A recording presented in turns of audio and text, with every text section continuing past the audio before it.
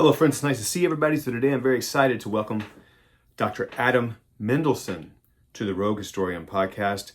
Adam is a professor of history and the director of the Kaplan Centre for Jewish Studies at the University of Cape Town. And today we're going to talk about this most excellent book, Jewish, and this is really hard to say for some reason, but Jewish Soldiers in the Civil War. There, I did it. Nice.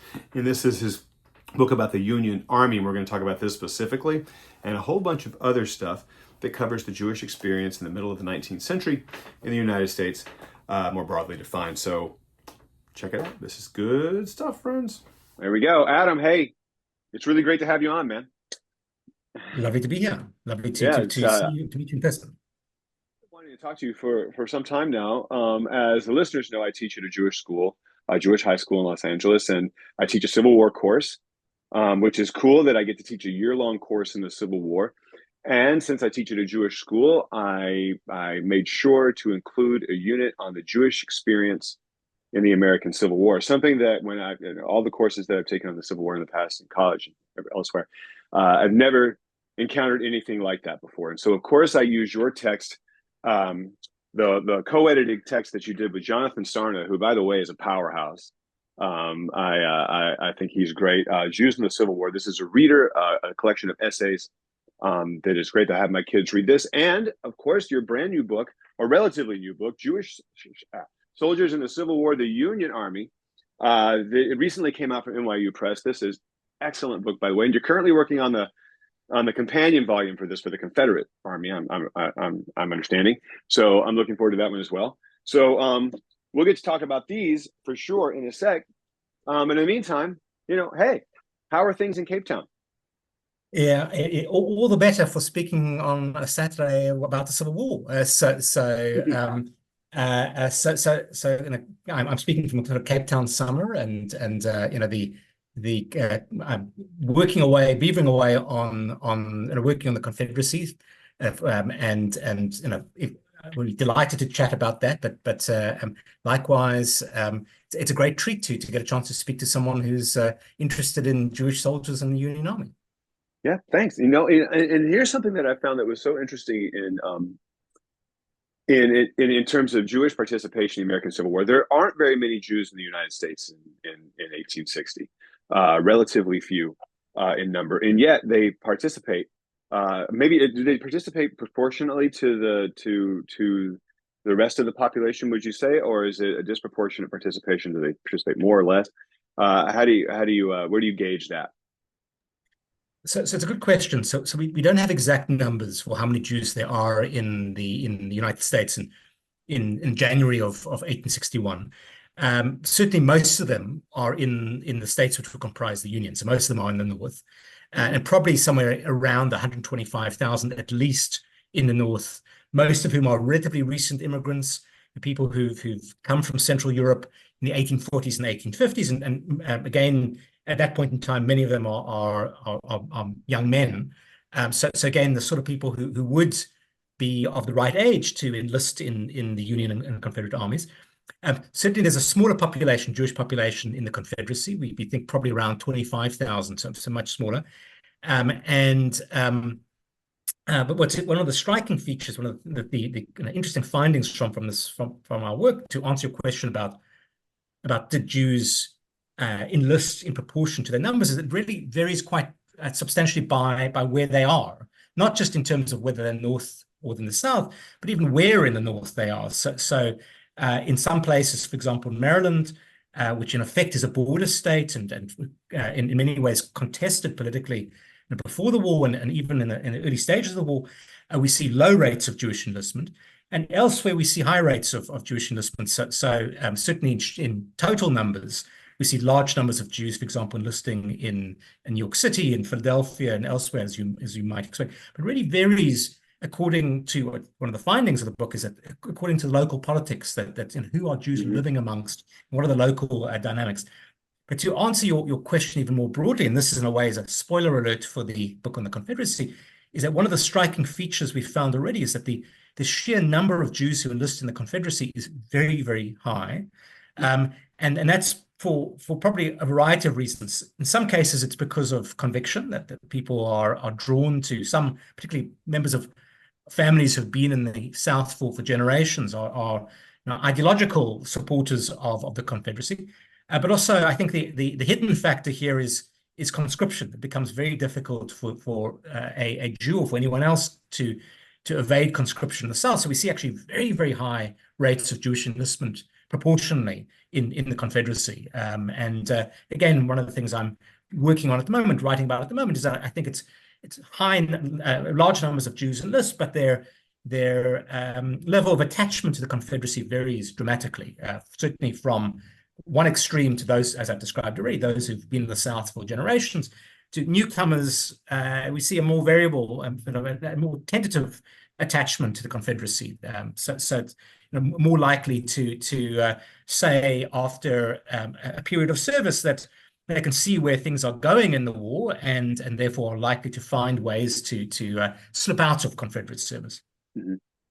Very interesting. The ideological component to me, in terms of, especially when it comes to what we typically refer to as the common soldier, the ideological connections to me are always interesting. I've done a lot of work on typical common soldiers, and I don't know that I would necessarily call the Jews common soldiers, as because of the unique experiences Jews that they have in the army, and I'd like to talk about that in a second. But in terms of service, the ideological components of an enlisted man in the military is fascinating to me, and always has been.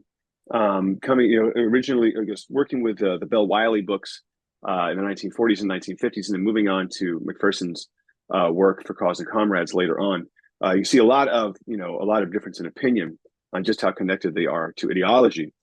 And since I'm talking a little bit about historiography now, I'd like to ask you about, and we can zoom out a little bit and look at the experience, the Jewish experience in United States history a little bit, and then focus in on the Civil War. I brought some show and tell. Of course, I start with this book, and when I teach my students, we start with this as well. This is The American Jew as Patriot, Soldier, and Citizen. This is a reprint of the 1895 book by Simon Wolf, which is a great place to start in the historiography. And then I like to move on, of course, to American Jewry and the Civil War. This is Bertram Korn's book from 1951. Is that right?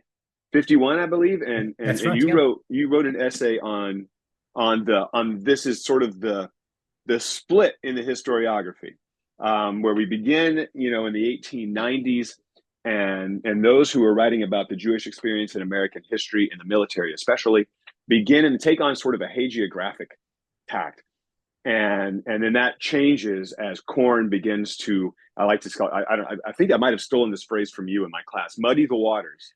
Is that yours? Yeah, okay, I think it is. No, I can't. It's not. Okay, did I come up with this? Oh, absolutely. Awesome. Good. I better coin that. Better, make sure to publish that somewhere so I can get credit for it. So muddy the waters a little bit with the Jewish experience, and move away from the hagiography and look more to the complexities of an actual human experience, in the military and combat and what have you. So can you offer a few comments about the historiography before we get into the ideology stuff? No, it's a very good overview that you've already provided.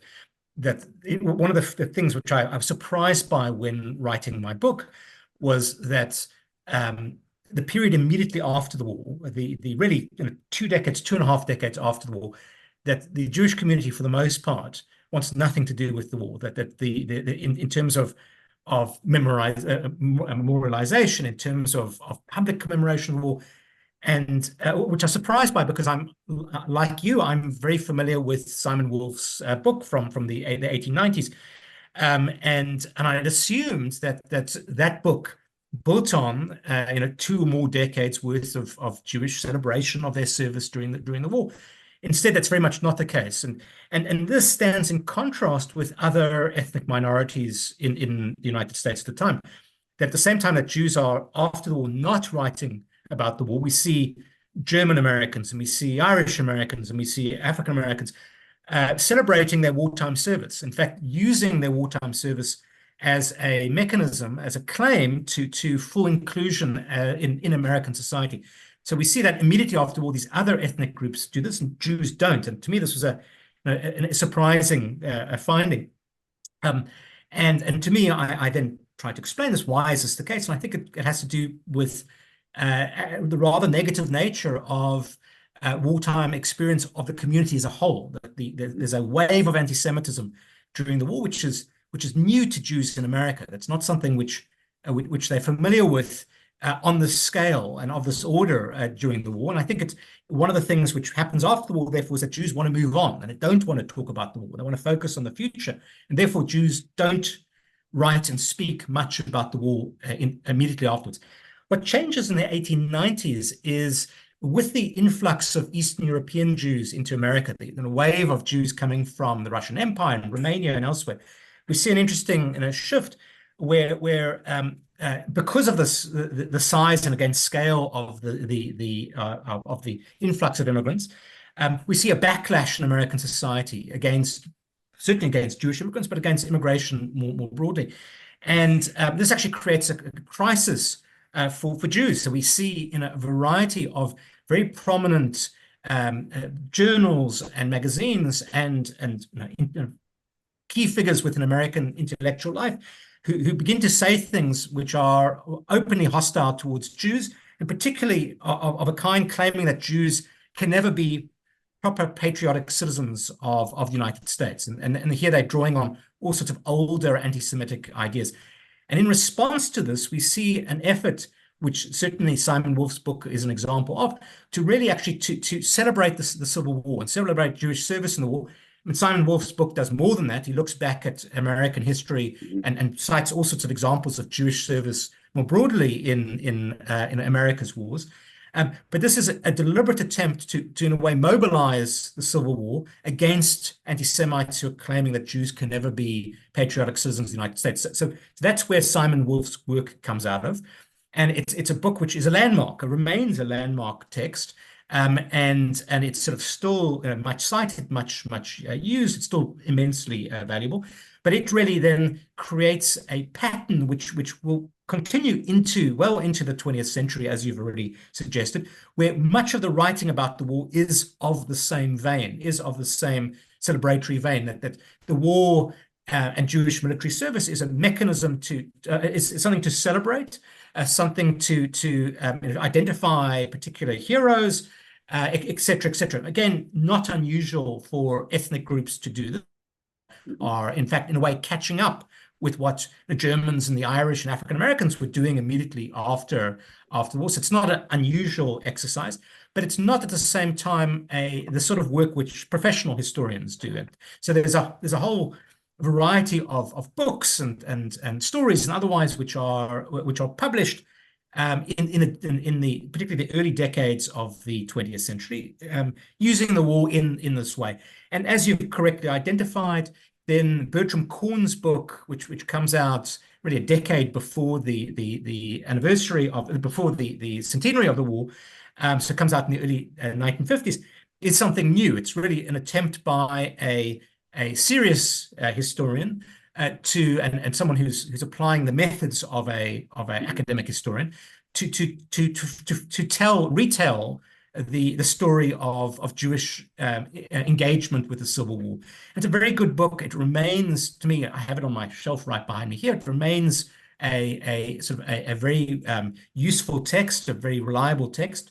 But what he does not do, in fact, he mentions this in his introduction, he doesn't write about Jewish soldiers. So it's an interesting book, which is in that it's about the Civil War, and it's really about Jews on the home front and anti-Semitism during the war and the response of rabbis, etc.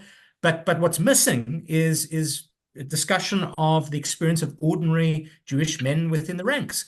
And in a way, that's what my book has sought to do, is to fill in what Bertram Korn does not focus on. And again, he in fact explains why he doesn't focus on it. He says that this is sort of a bit too difficult an undertaking, and he explains all sorts of problems which I've tried to resolve in the research for my own book. So Bertram Korn, as you've described, is really this turning point in terms of serious scholarship. And from that point onwards, again, his book coincides really with the emergence of American Jewish history as a scholarly discipline, as an academic field. And there've been a number of important works which have been published since, most of which actually been published relatively recently, that really around the sesquicentennial of the Civil War, the 150th anniversary. There was again a spike of a publication of new books about the war. So mine trails somewhat behind that. I'm reading your book on Jewish soldiers, which I think, by the way, is a wonderful book. Very absorbing, Thank you. very compelling writing, very accessible writing, which is great when academic historians can write and actual, regular, ordinary people can read it. That's always a tremendous achievement in my estimation. So I very much enjoyed it. And I also like the little anecdotal stories that you put periodically throughout the book. That's great. A lot of this is based on the Chappelle roster.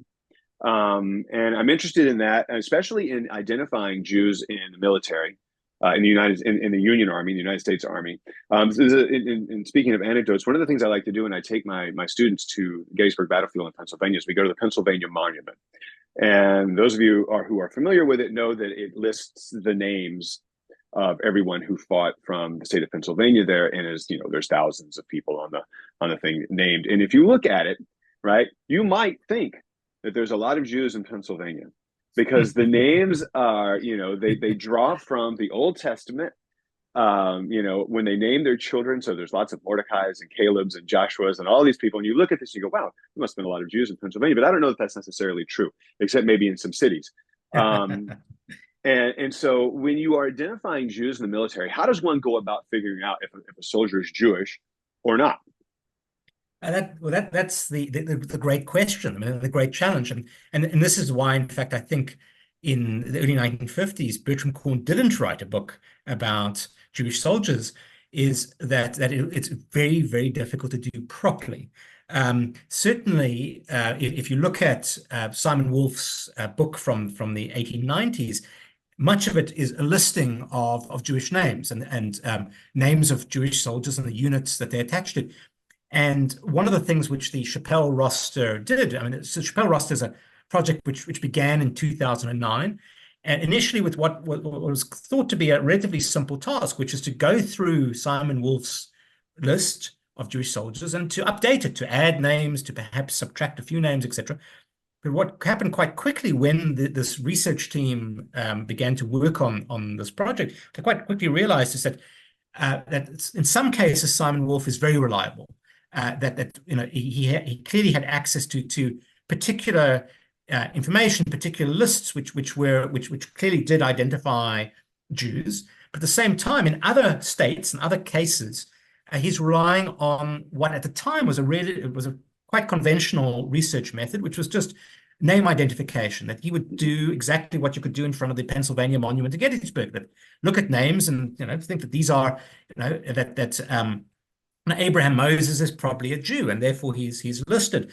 And so when the Chappelle roster team really got started, they realized that they would need to verify Simon Wolf's work using not the methods which Simon Wolf had used, which was name identification, but actually to do so affirmatively. In other words, to find proof that each of these individuals is or was Jewish. And in some cases, this is quite straightforward. You can find, sometimes in pension records and in other military service records or contemporary newspapers, otherwise sort of clear proof that this person is named, this person writes a letter to the newspaper, this person is clearly Jewish. But in many other cases, it requires extensive digging. You need to find, for example, evidence that the person was buried in a Jewish cemetery, or that the person's parents were Jewish, or that the person was a member of a synagogue, or a member of B'nai B'rith, or another Jewish fraternal order, etc. So what started in 2009 with this hope that this would be a relatively straightforward and presumably rapid process, instead has taken years and years of really very careful punctilious work that are both checking those on the list and also now adding significant numbers of names to the list, that those people that Simon Wolf missed So the Chappelle roster, which is an extraordinary database and something which is publicly available, certainly all the material relating to the Union Army is available to researchers. And what it does is that it allows you to certainly to search for individuals and then to look at the same documentation that the research team used to make their determination. So you can look at the same pension records and the same military service records and same obituaries and other documents, which the team used themselves in terms of their research. So it contains now thousands upon thousands of names and tens of thousands of documents. This was an immense task and something which only a proper research team can do. And hence the fact that, as I said, in the 1950s, this was way beyond anything which was possible for Bertram Korn. And I think Bertram Korn recognized that at the time. And my book could not have been done without this immense database either. That's both because it's now I have, and we all have, a reliable list of Jewish soldiers, but also what I was able to do with this data was both to look at individual cases, but also then to put individuals together to look at broader patterns to look at age profiles and where people came from and what happened to them after the war and who they married and what the family interconnections between people were. So again, this is a magnificent database, and anyone who's interested in the subject of Jews in the Civil War, it's worth spending some time on the site. Once my book project on the Confederacy is done, again, all the background work on the Confederacy will likewise be available to the public to see as well. And I'm looking forward to that one too. I think it'll be a great comparison to look at the differences and the different experiences between the Union soldiers and the Confederate soldiers. But speaking of Union soldiers, now there's no equivalent, no ethnic equivalent to like the Irish Brigade, for example, among Jews. However, there is, and you write about this in the book, a couple of units that are Jewish in their orientation in some degree. I'm thinking specifically about the 82nd Illinois. And again, at Gettysburg, I take my students to the 82nd Illinois Monument, which is a very modest monument, aligned where the 11th Corps fought on the first day, on July 1st. And I take them there. There's no indication whatsoever that there's any connection to the Jewish community of Chicago on the 82nd Illinois Monument. It's just a very modest monument shaped like a bullet. It's not very big. And we go there and we talk about it, and we talk about the raising of a Company C, I believe it was what it was. Can you tell us a little bit about this organization and how they funded the unit or the company and various things like that? No, sure. So as you already correctly pointed out, that what makes Jews somewhat different in the war from other ethnic groups is that for a variety of reasons, Jews don't form a Jewish regiment, a Jewish brigade, etc. And this is largely, I think, because of the dispersion of Jews in the United States, that Jews have come to America, and yes, many of them will land up in Philadelphia and New York and in Cincinnati, but the predominant experience, particularly in the 1850s, is that Jews make their way to small towns as peddlers and shopkeepers, etc. This means that when the war comes in 1861, that the Jews really are dispersed across the country, don't have the critical mass that you need to raise a regiment. And this is certainly true in Chicago as well, that I calculated that if Jews were to raise a unit in Chicago, pretty much every single male, a Jewish male in Chicago, irrespective of their age, would need to enlist to fill a single company, which is, again, not something which would happen or be possible. Instead, what happens is that in a number of places, certainly Chicago is a good example, Syracuse and New York is another, we see the efforts of Jews and particularly often Jewish organizations. In the case of Syracuse, it's a synagogue. In the case of Chicago, it's a sort of a Jewish sort of cultural organization, really an immigrant organization, to demonstrate their patriotism by raising funds to support and to raise a regiment. And Jews are not atypical at all in doing this. At the same time that Jews in Chicago are doing precisely this, we see the Board of Trade in Chicago doing exactly the same, and other groups and organizations in Chicago also raising regiments. In the case of Chicago, they do so again knowing that they don't have enough men to fill a company, never mind a regiment. So a company typically, maybe 100 men, a regiment, if it's a full regiment, 1,000 men. So they don't have enough men even for a company, don't even have enough for 100 men. But what they do is that they effectively supply inducements to the broader public to enlist within that company. So bounties and pay supplements and things of this kind, again, typical of the time. And there's clearly attachment to this company as well, in the sense that they, again, will raise it with much fanfare, and they'll follow its doings, and they will supply it with a flag and all sorts of things of that kind. In the case of Chicago, what is interesting is that we do actually see within the 82nd Illinois, within this regiment raised, not exclusively in Chicago, but certainly some of the companies are raised in Chicago, we do actually see Jews becoming very prominent, particularly within that company, and then some within the regiment more broadly. So one of the key figures, in fact, is on the front cover of our book, Edward Solomon, who rises to become lieutenant colonel of that regiment, actually commanding that regiment for much of the latter years of the war. He and others are part of that an early wave of Jews who do sign up for that regiment and do fill key roles. And he's someone who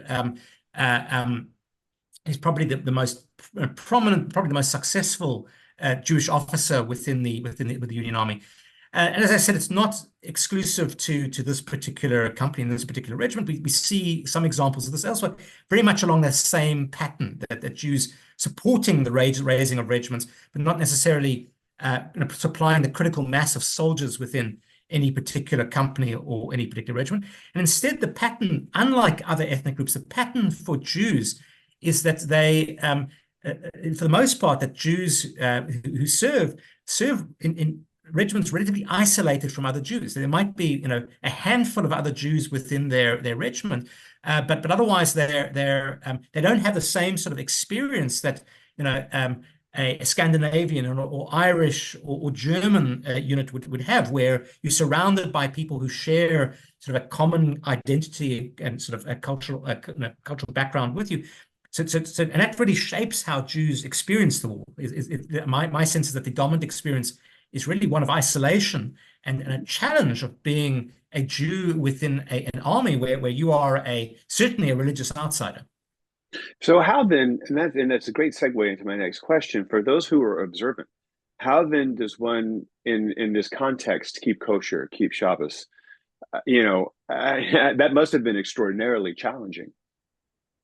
Absolutely so, and I think the answer is it's impossible for the most part. That we have cases of Jews, Orthodox Jews, self-described Orthodox Jews, writing to the Jewish press during the war, describing their service. And there's a wonderful quote from one particular Jewish soldier who basically says, the less said about this, the better. In other words, that it's clear from what he describes that this is an army which certainly struggles to observe the Christian Sabbath on Sunday, never mind Jewish Sabbath. It's an army where the rations which are supplied are heavy on salt pork and variations on pork.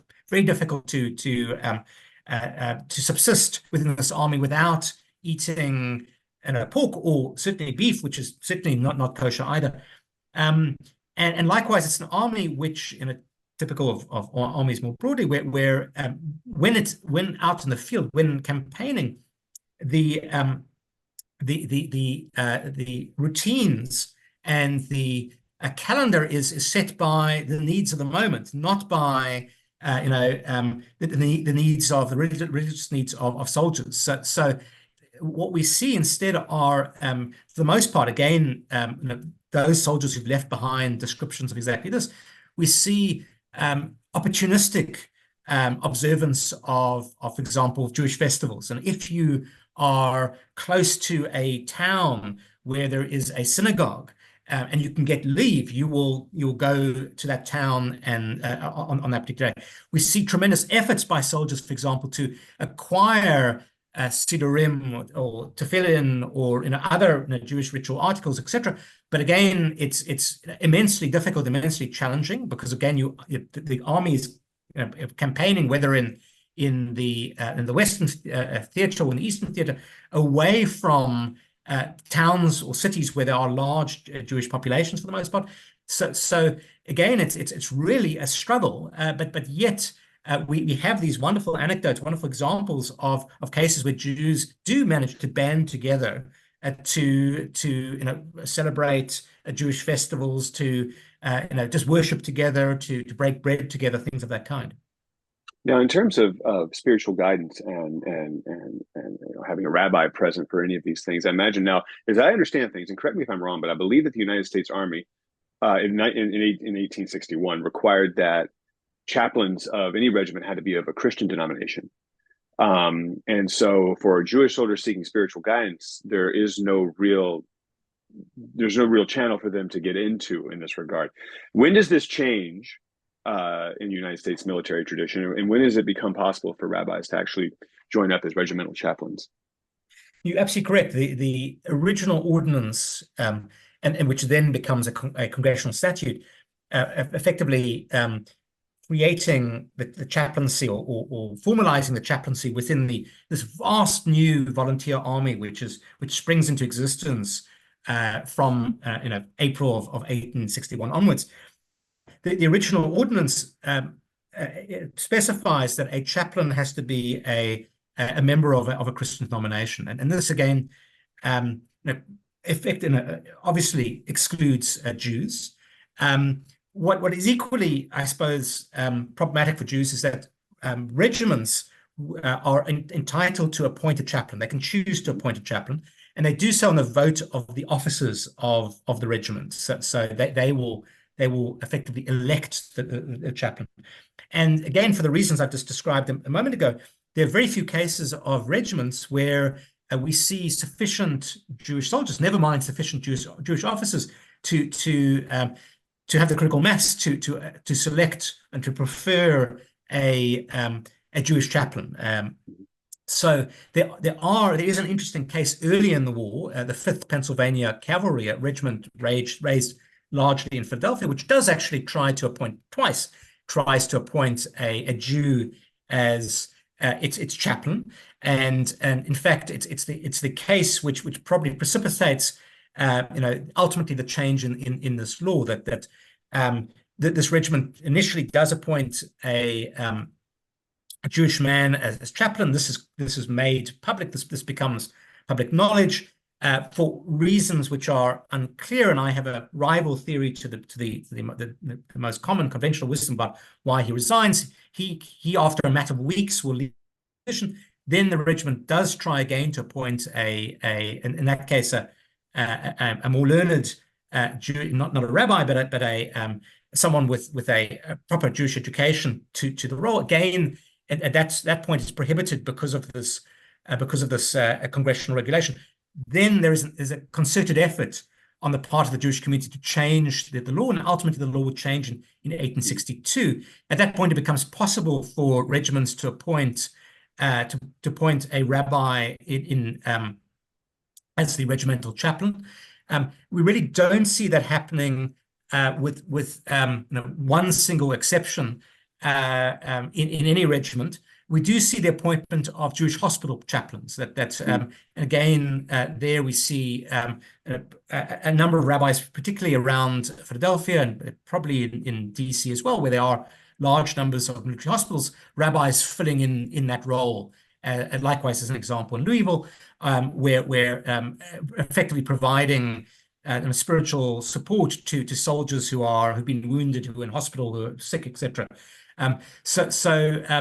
As I said, there's one example of in that case, a rabbi who is appointed, but unclear how he seems to have had a difficult relationship with the soldiers in his unit.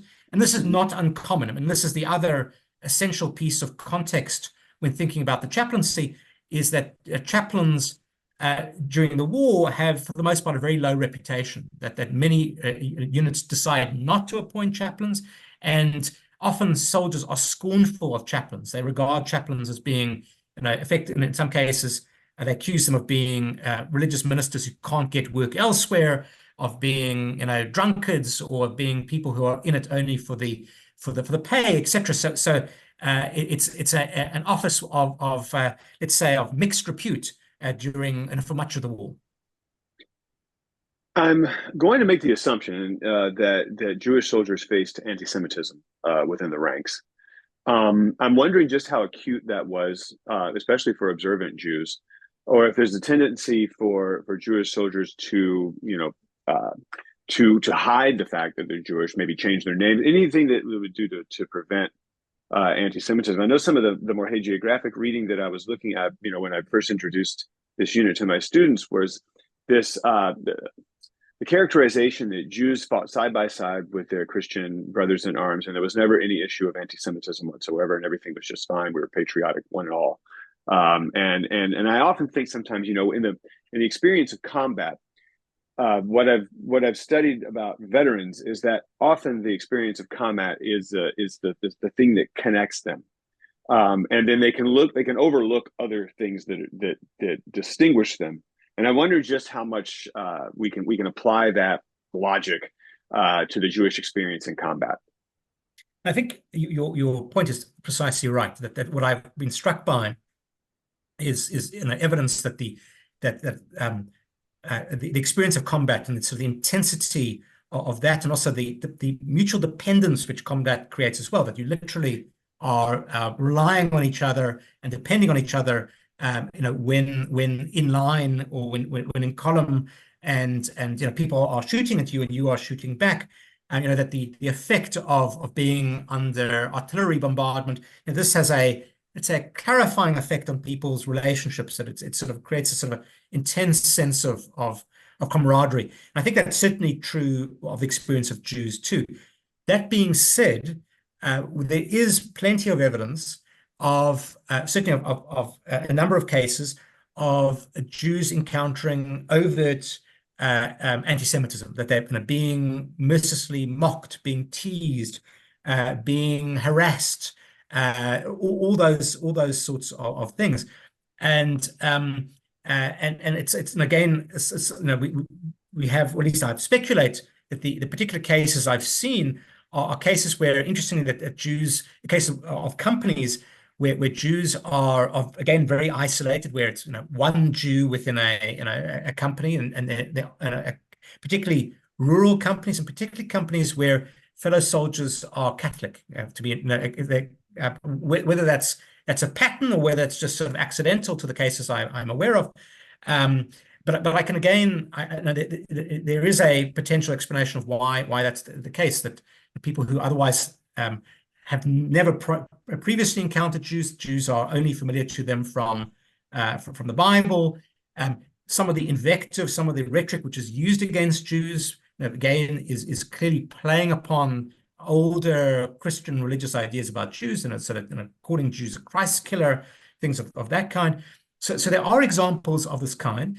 Likewise, there are examples of the opposite, examples of philo-Semitism, of this sort of sense of excitement at meeting Jews as well. And this is one of to me, the fascinating features of the military. It throws together people who are otherwise very different backgrounds. In the case of the Civil War, roughly about 20% of the Union Army is made up of immigrants. So these are people from all over, different languages, different backgrounds, different religious practices, etc. And I think, as I've suggested to you, it can go either way. That there can go, in some cases there is overt anti-Semitism, and in other cases there is this excitement at meeting a Jew, that someone you know from the Bible, but never actually have encountered face to face. But I think that as you suggested, I think that the experience of marching and then fighting at close quarters seems to change that relationship. And certainly, after the war, in terms of Jewish involvement in veterans organizations, and certainly the testimonials we see often in pension records, that people are, if it's unclear whether an individual served, they'll often ask other people within the regiment to attest to the fact that this person served. And a lot of this again suggests, that a familiarity that this particular soldier or that particular soldier was Jewish, but also sort of a sort of a bond, a clear bond which lasts through the war and after the war with them. Often, again, I have these wonderful cases where Jews are described in these pension records and these testimonials after the war in using this unflattering, to our eyes, unflattering language, that sort of the little Jew. But I think actually, in a way, it's sort of instead of being anti-Semitic, I think it's in a way a term of affection in some of these cases, that it's sort of it's a different time as well in terms of how people spoke, but also the sense that, this is this is the little Jew that I know, and we were fought side by side for in these campaigns. Well, I think it's an important lesson to come out of this. We have to read primary sources as within the context of the times they're written, not to necessarily let people off the hook for things that are offensive, but rather to understand. Understand their worldviews and how they might have, been interested, curiosity about the Jewish man in their regiment, and almost sort of like, wow, this is really interesting. Look, I have a Jewish friend. Isn't that something? And so I don't know that in the 21st century we look at that and it's cringeworthy, But in the 19th century we look at something like that and go, okay. I see. I kind of get where they're coming from. This is something that I try to impart to my students when we're, they're high school kids. They haven't gotten to the level yet where they're but I'm a college level of doing this stuff. But I'm trying to give them an introduction to, reading primary sources and how to contextualize them, and to look at perspectives and all that kind of thing. So it's great that you bring that up. To finish off, I mean, we started talking about ideology in the beginning, and I'd like to come back to that now and talk about Jewish. In the Union, since we're looking at the book on the Union soldiers now, to what degree your typical Union enlisted man embraced the ideologies behind the preservation of Union first, and then after 1863 and the Emancipation Proclamation, the fight for freedom for Black people in the South, and I'll ask you when we're about the Confederate version too, because I know that there's some really interesting things to say about Jews and their experience with slavery in the 1860s, and I'd love to talk more about that when the next book comes out for sure. But how did Jewish Union soldiers feel about preservation of Union and about emancipation? Okay, again, I'm delighted you come back to this question because I think it's one of the most interesting questions. Certainly in the book on the Union, but it's something I'm thinking a lot about at the moment, focused on the Confederacy. So there are some Jewish soldiers who are, from the start, from the get-go, ideological soldiers. They're people who are, in some cases, they are 48ers. They're people who've fled Europe after the failed liberal revolutions of 1848, 1849. They've come to America, and they see in the Union, and they see in the war against slavery a struggle which resonates for them and with them. So there are some examples of this kind. That the example I use most extensively in the book is August Bondy, someone who'd been a 14-year-old in Vienna, and he claims to be the youngest revolutionary in Vienna, and who effectively comes to America with his parents. And then has this fascinating career in the 1850s, including riding with John Brown in Bleeding Kansas. So this is someone who he's drawn to radical causes of the time, and for him, the sounding of the guns in 1861, that this is obviously the cause that he will go and support, and he enlists in a Kansas cavalry company. There are examples of that kind that relatively few, but certainly there are examples of that kind. I think far more common, and this gets back to, I think, the first question you originally asked, far more common are Jews who are living in places in Ohio, in parts of New York or Pennsylvania or elsewhere, where they are in places where the dominant political ethos is democratic. They're living in places where the Democratic Party dominates. They're not living in areas where the Republican Party dominates, And I think in many cases they come to share the ideology of the Democratic Party. That's their friends and neighbors are Democrats, and I think they absorb this as well. What does it mean to be a Democrat in 1861? Well, it means that you are drawn to those who enlist are drawn to the war and drawn to supporting the war effort as a defense of union, as an effort to keep the union alive against what is understood to be an unlawful effort to destroy the union. And they're drawn to, in many cases, the ideals of the republic, which Democrats and Republicans share as well, that this is a noble republic, and that this great experiment with democracy and freedom will die if the union is not preserved. So I think that those Jewish soldiers who for the most part enlist for ideological reasons, one in particular, would do so for that reason, to preserve the union, as opposed to seeing it as a war for abolition. Many others, and this is the other category, which is important to mention, is that many others are enlisting for exactly the same reason that their neighbors are enlisting, which is that there's an economic crisis which the war brings about, and the war is profoundly destabilizing to the American economy, and people are out of work, particularly Jewish peddlers, Jewish shopkeepers. Their livelihood disappears, and we see Jews and their neighbors enlisting because this is, they don't think this is going to be a long and terrible war, which obviously it is. But they enlist because they need an income, and the army promises a steady wage, or it seems to promise a steady wage. So we see certainly sort of a number of Jewish soldiers who are enlisting for very pragmatic reasons. But as I said, there's nothing unusual about this at all. This is the same pattern. There's good recent scholarship and executives demonstrate that this is the role of pragmatic factors is important to understand too.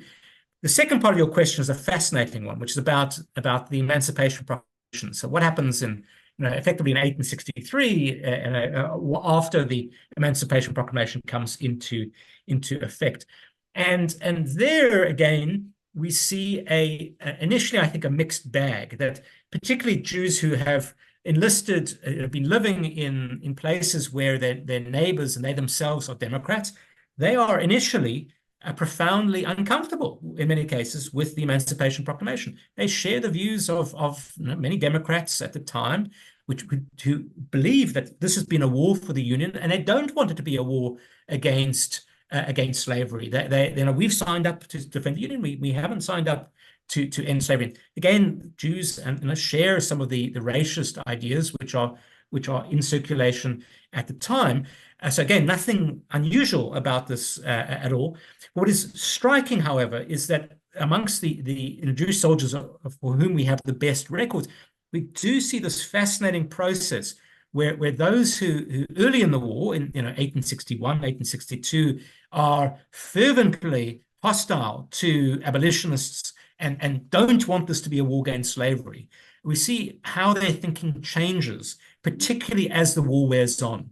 Again, there's nothing distinct about this experience for Jews. In other words, that the other soldiers we see the same sort of trajectory. We see these fascinating examples of people whose letters home have been ugly in 1861 and 1862 about African Americans, about slavery and otherwise, and who in support of the war. We see their attitudes begin to change in 1863 and 1864 and 1865. We see instead that they, like much of the army, instead comes to actually realize that to fully win this war, this is not just about defeating the Confederacy on the battlefield. The true victory will be to destroy the slave system, which underpins the Confederate and Southern way of life. And you see this quite profound change in these in diaries and letters, where people who are, as I said, actively hostile sometimes to Lincoln, but certainly to abolitionists, they come around later in the war. And to me, that's sort of a very useful as a historian and just as a sort of an observer, I suppose, of people, that how people's minds can be changed. And that people who started the war, this is a war for the Union. By the end of the war, they see this bigger picture, and their views have shifted dramatically, really turned entirely within the space of just a handful of years. So again, it's to me a very telling and actually very moving as well about the again the demonstration again of how and why the Emancipation Proclamation is so important. I mean, it's important for obvious reasons, but it has the psychological and ideological effect which it's intended. It certainly has that effect on soldiers too. Yeah, there's another important lesson to draw from this is that, like institutions, individuals are dynamic. They are not monolithic in their outlook on things, and people change and evolve over time. The two things that I found among the majority of the veterans that I've read that have had this sort of shift in regard to enslaved people in the South is two things I think that happen, and I wonder what you think if this is typical of Jewish soldiers as well. Is on one hand, once the Emancipation Proclamation comes out on January 1st, 1863, and this is kind of the way Lincoln packaged it anyway, is that it's a means to hasten the end of the war by depriving the Confederacy of their behind the lines labor, and to that, even if you were opposed on a philosophical level to any kind of nod to equality, if you're opposed to that, then at least you can embrace, okay, we can end the war. But on the other hand, I see soldiers, I've read their letters, and they once they've experienced slavery in practice, some of these guys come from places where they've maybe never seen a black man ever in their entire life, and maybe they've in the abstract they've learned about slavery, but it's out of sight, out of mind. Once they get into places where the institution is practiced, they see it. And often they invoke scripture to say, well, why are we, if we're all God's children, why are we doing this? And why are we allowing this to happen? So they have a moral shift as well. Is this typical of Jewish soldiers as well, the moral angles, do you think? It's a good question. So I don't think we have enough examples to be able to draw a broad picture, to be able to generalize from this. But particularly the cases that I've seen, one of the things I've been struck by is how the issuing of the Emancipation Proclamation, the initial response is intensely hostile. I mean that the sort of rhetoric which I've seen in letters, in January of 1863 is ugly stuff. That that this is why am I fighting? The most polite version would be, why am I fighting for the Congo dynasty? Et cetera, et cetera. All sorts of openly racist sort of things, which again reflects, as I said, the environments in which the towns and communities from which Jews are coming. I think that this is the sort of stuff which has been said in local papers in those sort of places, been said by the people who Jews are mixing with. So certainly, but I think the thing which does change attitudes, in addition to that which you've already raised, which is seeing slavery firsthand, seeing its effect, seeing its barbarity, seeing that the version of slavery which is imagined by Democrats in the North is far from the realities of this. So certainly that has an effect, and the more time you spend, particularly in the Deep South, that also has a change. I think the other factor which changes minds, is, in addition to those which you've already raised, is actually this interesting desire to punish slave holders. There's a sense here that this war has been perpetrated by and has been in service of slaveholding, and that they are responsible. Slaveholders are responsible for destroying the Union and for the devastation which brought, and that in a way the Emancipation Proclamation opens up this idea that yes, you punish slaveholders by winning the war, but also by liberating slaves, by removing the very asset, the very cause of the war itself. So in a way, I think that sense of liberation as punishment for the slaveholder, it plays a critical role as well. So I think all of these things are important, and certainly it's my sense that it takes time, that it's sort of it's exposure and then repeated exposure to the realities of slavery and time in the South and the increasing attrition and losses of the war itself in particularly 1863, 1864, that the enormous casualty tolls, the fact that the Confederacy continues to fight despite the fact that the casualty bills become higher and higher, despite the fact that it should be apparent that the cause is lost. All of this, I think, acts on people's minds. It's certainly the minds of Jews and their fellow soldiers. The Confederate companion, when no pressure, but I know that the wheels of academic publishing can turn slowly sometimes. I have personal experience with this, but what's the trajectory on the publication of this one? I'm really looking forward to it. Great anticipation. I would like to be able to blame it on the slow wheels of academic publishing, but I think it's rather than my slow wheels rather than theirs at the moment. So certainly, I'm at work. I mean, it so happens I work on a chapter at the moment about slavery. So it's very much on my mind, and trying to think about what do the Jews within the Confederacy and Jews within the Confederate Army, what do they think about slavery, and is it a war for slavery for them? How many of them own slaves? All sorts of things of that kind. But I'm hoping to be done with the manuscript this year. So hopefully, which means that I'll publish it next year. And given this is not flattery, this is truth, that the caliber of the questions and otherwise, I'm delighted to speak to you first once it's out. I can't. Okay, well then I'll take that for sure. Reserve your spot. Wonderful. Well, Adam, this has been a fantastic conversation. Thank you so much for coming on. I really appreciate it. What interesting stuff that I don't think we give enough attention to when we study the Civil War. And we certainly should. And so thank you for all of your hard work. Thank you for your attention to this very important subject. Thank you for your publications. And thanks for coming on the show. I really appreciate it. Great pleasure. Great to chat with you.